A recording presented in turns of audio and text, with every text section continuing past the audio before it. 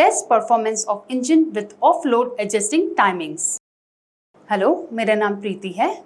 इस मॉड्यूल में हम ऑफ-लोड एडजस्टिंग टाइमिंग के साथ इंजन के प्रदर्शन का टेस्ट करने जा रहे हैं। इस अभ्यास के अंत में आप सक्षम होंगे ऑफ-लोड स्थिति में डीजल इंजन का समय एडजस्ट करने में। अब आइए आवश्यक उपकरण, सामग्री और टूल्स पर एक नजर डालें। आवश्यक टूल्स उपकरण हैं। ट्रेनी टूल किट 1 नग। आवश्यक उपकरण मशीनरी हैं। मैकेनिकल गवर्नर के साथ multi cylinder 4 stroke diesel engine 1 नग।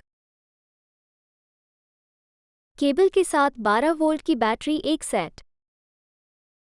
आवश्यक सामग्री घटक: सफाई ट्रे 1 नग, कॉटन क्लॉथ आवश्यकतानुसार, साबुन तेल आवश्यकतानुसार, डीजल लुब्रिकेशन ऑयल आवश्यकतानुसार। इंजन के प्रदर्शन को अक्सर स्पीड लोड क्षेत्र में इंजन की संचालन गतिविधि द्वारा प्रदर्शित किया जाता है। उदाहरण के लिए एमिशन, कंजप्शन ऑफ फ्यूल, शोर, मैकेनिकल और थर्मल लोडिंग गतिविधि।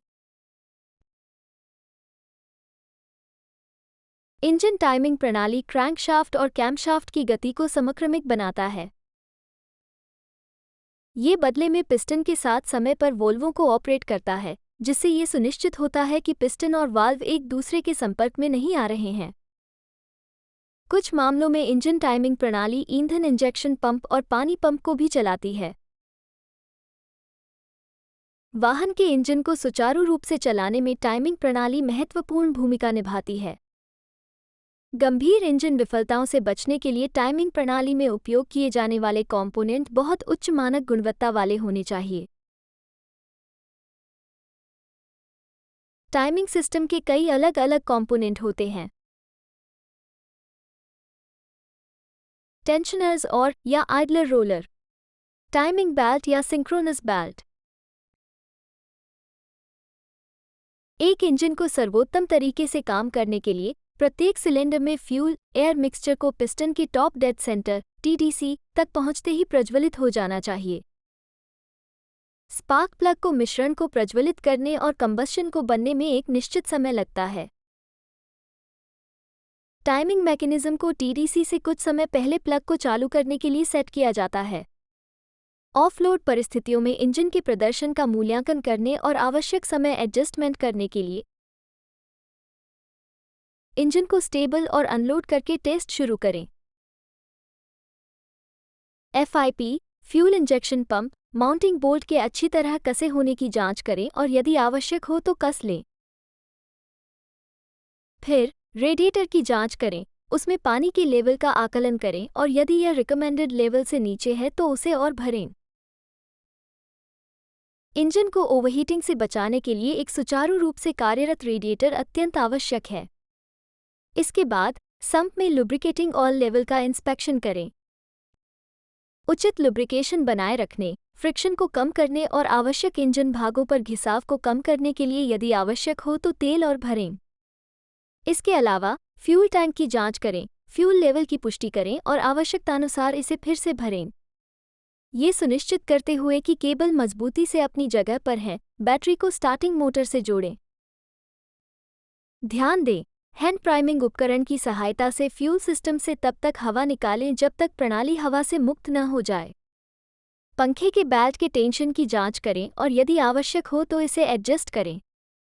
इसके बाद उचित फंक्शनिंग सुनिश्चित करने के लिए F1 पंप शाफ्ट और हाउसिंग दोनों पर टाइमिंग चिन्ह का निरीक्षण करें। इग्निशन की सहायता से इग्निशन स्विच चालू करें। एक बार इग्निशन स्विच चालू होने पर स्टार्टर बटन की सहायता से इंजन शुरू करें। ध्यान दें, स्टार्ट करने के लिए स्टार्टर बटन को अधिक देर तक न दबाए रखें।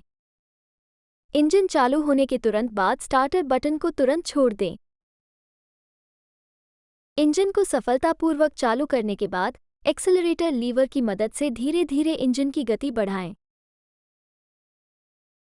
इस कंट्रोल्ड एक्सेलरेशन प्रोसेस को धीरे धीरे और सुचारू रूप से निष्पादित करें और जब इंजन बढ़ी हुई गति पर चल रहा हो तो उसके प्रदर्शन का ध्यानपूर्वक निरीक्षण करें। सुनिश्चित करें कि इंजन बिना किसी लीकेज या अनयूजुअल साउंड के सुचारू रूप से चले। निरीक्षण करने के बाद एक्सेलरेटर लीवर को छोड़ दें, जिससे इंजन धीरे धीरे धीमा हो जाए।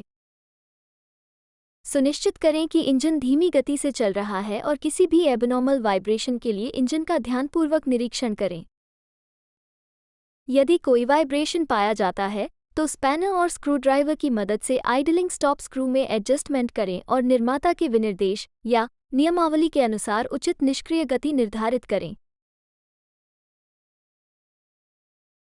इंजन को पुनः आरंभ करने के बाद निष्क्रिय और उच्च गति संचालन प्रदर्शन की जांच करें। ध्यान दें, आइडलिंग स्पीड को एडजस्ट करने के बाद सावधानी बरतनी चाहिए। Idling speed lock nut lock स्थिति में होना चाहिए। अंतिम चरण के रूप में ऑफ लीवर या स्टॉप लीवर का उपयोग करके इंजन को रोकें। इस अभ्यास के अंत पर आ गए हैं। आइए इस मॉड्यूल में हमने जो सीखा है उसको दोहराएं। हमने सीखा है ऑफ लोड स्थिति में डीजल इंजन का समय एडजस्ट करना। इस प्रकार हमने ऑफ लोड एडजस्टिंग टाइमिंग के साथ इंजन के प्रदर्शन का टेस्ट करना भी सीख लिया है। इस अभ्यास को अपने इंस्ट्रक्टर की सहायता से करें। धन्यवाद।